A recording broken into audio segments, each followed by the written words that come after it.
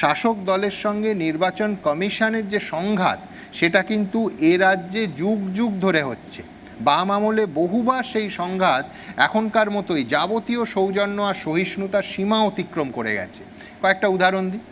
2004 সালে লোকসভা নির্বাচনের আগে 3 জন আইপিএস অফিসারকে বদলি করলো নির্বাচন কমিশন। ভাবুন, মাত্র 3 জন।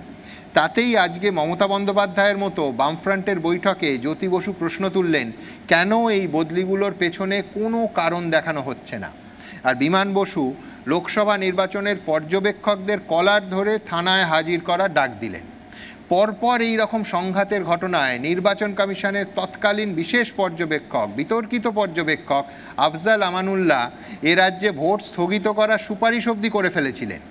শেষ পর্যন্ত অবশ্য তৎকালীন মুখ্যমন্ত্রী বুদ্ধদেব ভট্টাচার্যের নমনীয় মনোভাবে সে যাত্রায় ভোট স্থগিত হয়নি। তবে নির্বাচন কমিশন বিমান বসুর বিরুদ্ধে মামলা দায়ের করেছিল। আর মজার কথা, উল্টো দিকে তৎকালীন বিরোধী নেত্রী মমতা বন্দ্যোপাধ্যায় নির্বাচন কমিশনের প্রত্যেকটা পদক্ষেপকে দুহাত তুলে সমর্থন করেছিলেন। আমার মনে আছে এই 2011 সালের 10ই এপ্রিল দেখছিলাম স্টুডিওতে আমাকে দেওয়া সাক্ষাৎকারে তৎকালীন বিরোধী নেত্রী মমতা বন্দ্যোপাধ্যায় বলেছিলেন, কোট আনকোট, সিপিএমের স্ট্র্যাটেজি হলো নির্বাচন কমিশনকে গালাগালি দেয়া। এটা হচ্ছে ওদের খেলা। চিরকাল সিপিএম পরিকল্পনা করে এটাই করে। দেখুন, পরিকল্পনা কিনা জানি না, কিন্তু শাসক আর বিরোধীর ভূমিকা এ রাজ্যে বরাবর এটাই থেকে গেছে, শুধু পাল্টে গেছে দলের নাম আর প্রতীকগুলো। যাই হোক, আমার পরের বক্তা বিজেপি সাংসদ জগন্নাথ সরকার। নমস্কার। আজকের যে বিষয়, গণতন্ত্র বনাম বলা চলে স্বৈরতন্ত্র। গণতন্ত্র রক্ষার জন্য যখন সাংবিধানিক প্রতিষ্ঠান তার সঠিক পদক্ষেপ গ্রহণ করে, সিংহাসনে বসে সবসময় টিকে থাকার জন্য তার স্বৈরতান্ত্রিক মানসিকতা আজকের যুগে নয়, এটা যুগে যুগেই দেখা গেছে। দীর্ঘদিন শাসন করলেই জোর করে তার প্রশাসনিক ক্ষমতাকে দিয়ে নিজের স্বপক্ষে শাসন ক্ষমতা কায়েম করার জন্য সর্বদা সে সচেষ্ট থাকে। সাংবিধানিক প্রতিষ্ঠান, সংবিধান যিনি রচনা করেছিলেন সেইভাবেই স্বাধীন সংস্থা সাংবিধানিক প্রতিষ্ঠান তার ব্যবস্থা করে গেছেন। তাই তারা কখনো রাজনৈতিক দলের সম্পূর্ণ দলদাস নয়।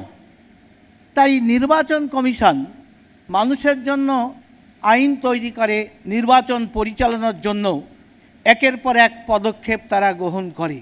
প্রথম আমরা দেখেছিলাম যখন নির্বাচনে এত লড়াই কারচুপি ছিল না, বামফ্রন্ট আমলে দেখা গেছিল যে 14 বছরের বালকও 21 বছরের ভোটার হয়ে যেত।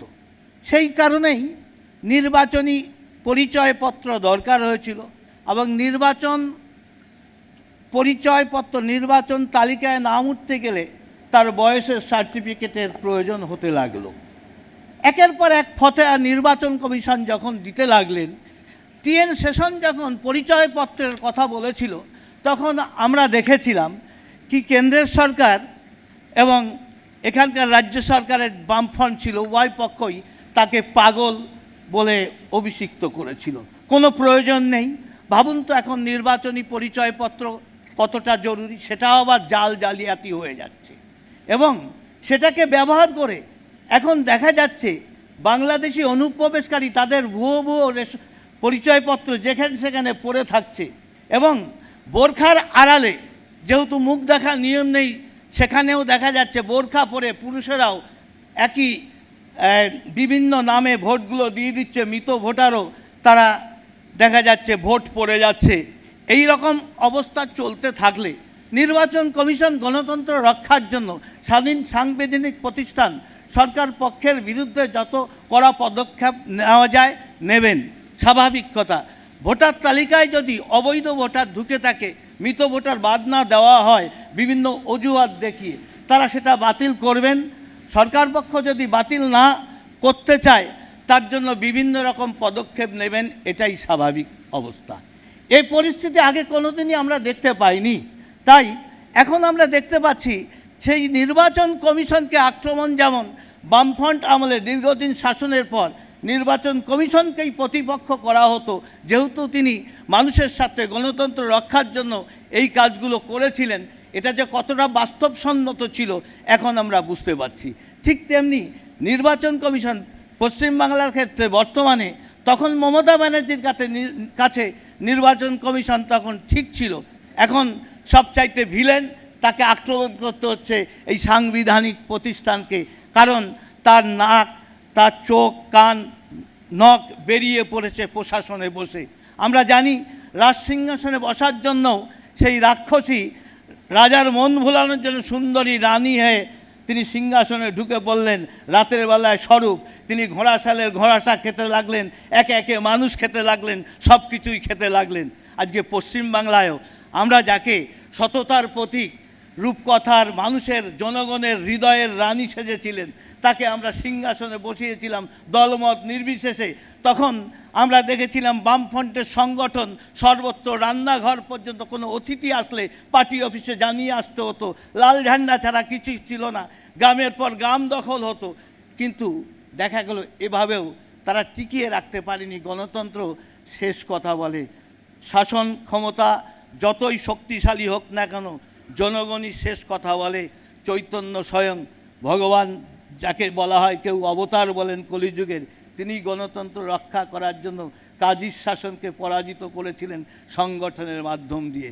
তাই কাজীর কাছে তখন চৈতন্য শত্রু ছিল, আগাগোড়াই এইভাবেই চলছে। তাই যারা সংবিধানকে রক্ষা করতে চায়, গণতন্ত্রকে রক্ষা করতে চায়, প্রশাসনে যারা বসে থাকে তারা তার বিরুদ্ধে কামান দাগে, তাকেই টার্গেট করে বলে। তাই এক্ষেত্রেও তাই বলছে।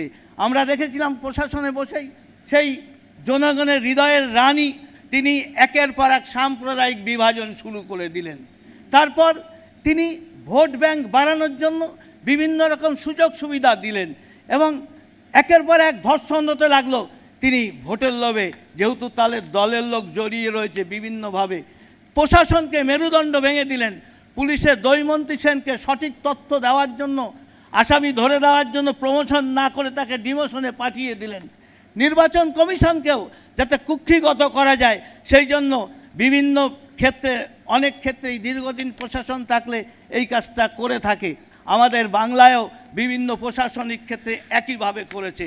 পুলিশের বিরুদ্ধে যে অভিযোগগুলো আসছে, গণতন্ত্রকে হত্যা করে কিভাবে একের পর এক ধামাচাপা দেওয়ার জন্য, দুর্নীতির জন্য, সারদার কেলেঙ্কারি থেকে, লাল ডায়েরি লুকোনো থেকে তাকে আবার পার্লামেন্টে পাঠিয়ে দেওয়া হচ্ছে, কিভাবে যাতে ভোটে না জিতুক, কমসে কম রাজ্যসভায় পাঠিয়ে দিয়ে যাকে প্রমোশন দেওয়া যায়।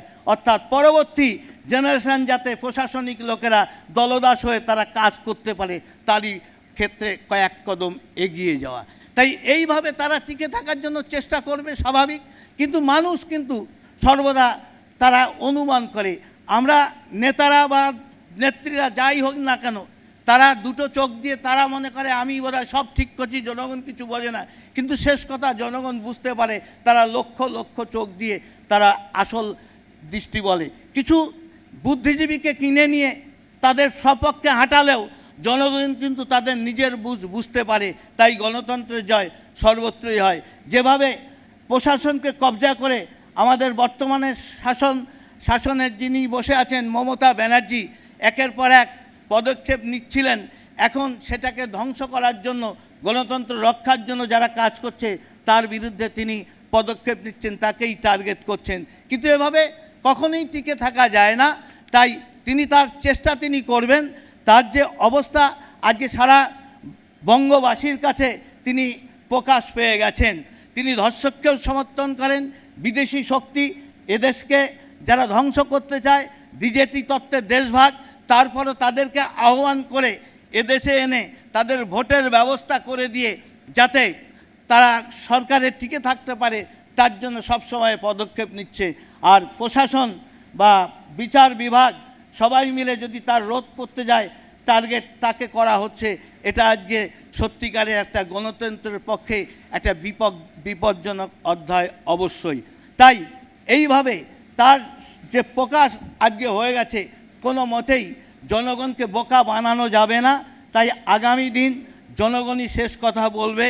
যেভাবে আমরা দেখতে পাচ্ছি সবাই তারা বোঝে প্রকৃত উদ্দেশ্য কোনটা উন্নয়ন কোনটা উন্নয়ন নয়, এটা তারা বোঝে। কাউকে গালাগাল দিয়ে যেমন মিথ্যাকে কোনো দিনই জোর করে তাকে দোষারোপ করে টিকিয়ে রাখা যায় না, সত্য প্রকাশিত হয়। তাই একাধারে যেমন নরেন্দ্র মোদীর নেতৃত্বে ভারতবর্ষ শক্তিশালী হচ্ছে, এগিয়ে যাচ্ছে, আর বাংলা পিছিয়ে পড়েছে বলেই এগিয়ে বাংলার বিজ্ঞাপন দিতে হচ্ছে।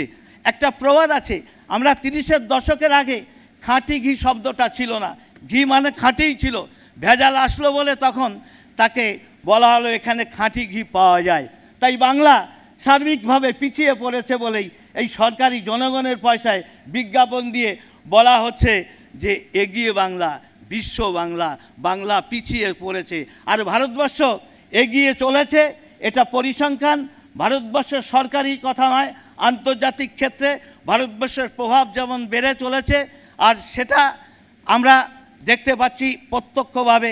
প্রতিটি মানুষ দেখছে, বিশ্ববাসী দেখছে ভারতের গৌরব, ভারতের সমর্থন আন্তর্জাতিক স্তর থেকে শুরু করে তার পেছনে যে আমাদের ভারতীয় জনতা পার্টির অবদান, তার যে চিন্তাধারা, কিভাবে দেশকে এগিয়ে নিয়ে যেতে পারে। এই কয়েক বছরের মধ্যেই আজকে অনেক অনেক ফারাক, সার্বিক সামরিক ক্ষেত্রে, আর্থিকভাবে, সামাজিক ক্ষেত্রে, সুশাসনের ক্ষেত্রেও আমরা দেখিয়ে দিয়েছি। আমাদের যেখানে যেখানে অন্ধকারের জঙ্গলের রাজত্ব ছিল, আজকে সুশাসন তৈরি হয়েছে। এটা আর জনগণকে যতই অপপ্রচার করা হোক, জনগণ কিন্তু শেষ কথা বলে, তারা সত্যকে বাছাই করে নেয়। তাই একের পর এক দেখা যাচ্ছে ভারতীয় জনতা পার্টির জয় জয়কার হচ্ছে। আগামী দিন তৃণমূলের যে কঙ্কাল সার রাক্ষসী চেহারা বেরিয়ে পড়েছে, সেখান থেকে জনগণ সঠিক মূল্যায়ন করে তাকে বাছাই করে জিতিয়ে দেবে, মসনদে বসাবে। তাই আমরা সুশাসনের মাধ্যমেই, কাজের মাধ্যমে বাংলাকে শুধু এগিয়ে বাংলা নয়, বাংলা ছিল একদম সোনার বাংলা। বলা হতো ভারতবর্ষকে সোনেকা চিড়িয়া, সোনার কারখানা যদি হয় সেটা বাংলাতেই ছিল। তাই এখানে ফরাসিরা এসেছে, ব্রিটিশ এসেছে, ওলন্দাজ এসেছে, এখানেই ব্রিটিশ রাজত্বের রাজধানী ছিল লুটে খাওয়ার জন্য। 900 জাহাজ ভর্তি করে তাদের ইংল্যান্ডে পাঠিয়ে দিয়েছিল। তাই আমরা নির্দ্বিধায় বলতে পারি এই অবস্থার পরিবর্তন করে আনছেন ভারতবর্ষের প্রধানমন্ত্রী নরেন্দ্র দামোদরের নেতৃত্বে। ভারতবর্ষ এগিয়ে চলেছে, বাংলাও সোনার বাংলায় পরিণত হবে এ বিশ্বাস জনতার আছে। আর তাই এই নির্বাচনে ভারতীয় জনতা পার্টিকে মসনদে বসিয়ে সেই বাংলার অগ্রগতি ঘটবে বলে আমি আশ্বাস রাখি। জনতাকেও ভরসা দিচ্ছি যে আপনারা আমাদের সঙ্গে থাকুন, আমরা বাংলাকে এগিয়ে নিয়ে যাব। ধন্যবাদ। এবিপি আনন্দ, এগিয়ে থাকে, এগিয়ে রাখে।